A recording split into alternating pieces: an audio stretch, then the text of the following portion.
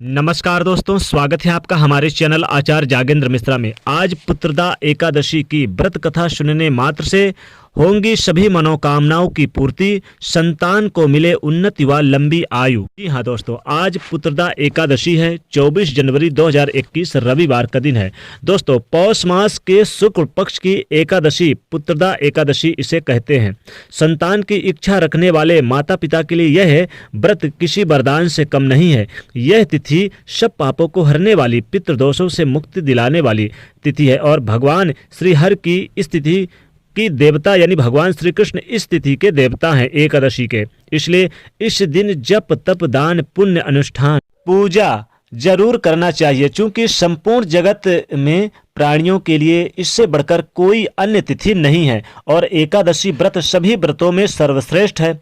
इस दिन भगवान श्री हरि श्री कृष्ण की भक्ति पूजा करनी चाहिए। पूजा पाठ करने से तमाम तरह के पाप दोष मिट जाते हैं। भक्ति पूर्वक पूजा पाठ करें और ओम नमो भगवते वासुदेवाय इस मंत्र का सारा दिन जाप करें। यह मंत्र महामंत्र है और तमाम सामग्री भी आप यानी कि पूजा सामग्री अर्पित करें भगवान श्री कृष्ण को, क्योंकि यह पुत्रदा एकादशी बहुत ही शुभ फलदायी है। इसी दिन इस मंत्र से यानी कि आप इस मंत्र का उच्चारण करें ओम नमो भगवते वासुदेवाय और नहा धो के स्नान करके श्रद्धा पूर्वक इस मंत्र का जाप करें। एकादशी के दिन इस मंत्र का जाप करने से एकादशी का पूरा फल आपको मिलता है। एकादशी के दिन एक विशेष प्रार्थना भी करनी चाहिए। भगवान कमल नयन भगवान अच्युत, मैं एकादशी का व्रत निराहार रहकर दूसरे दिन भोजन करूंगा, आप मुझे उत्तम पुत्र दे दें, ऐसी प्रार्थना भगवान श्री कृष्ण से करनी चाहिए।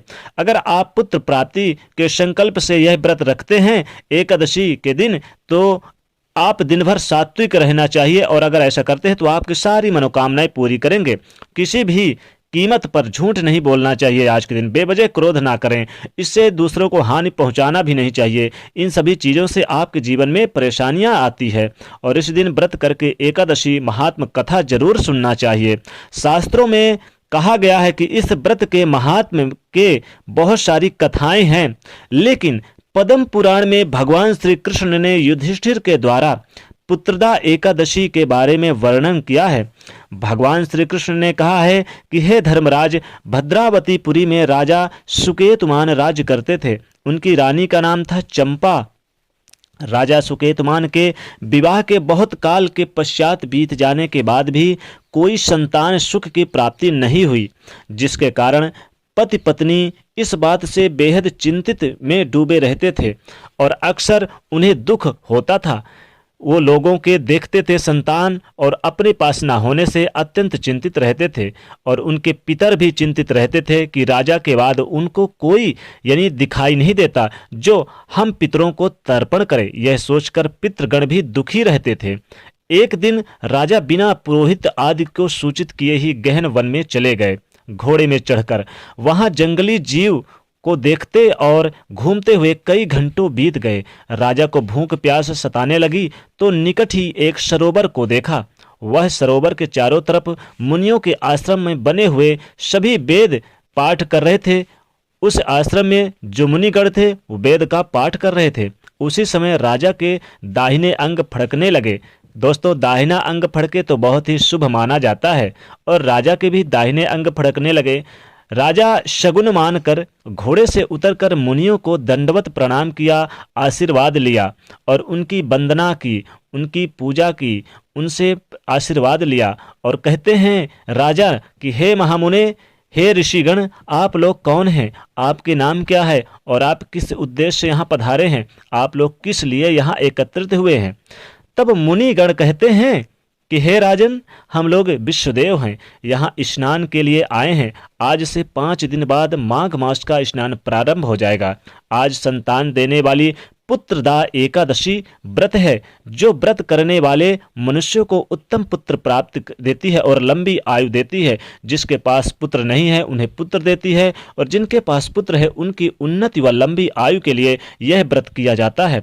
तुम्हारी जो इच्छा हो वो कहो। यह सुनकर राजा कहते हैं, हे विश्वदेवगण, मेरे भी कोई संतान नहीं है। यदि आप हम पर प्रसन्न हैं, कृपा करें तो पुत्र प्राप्ति का उपाय जरूर हमें बतलाएं, क्योंकि हम बहुत दुखी रहते हैं।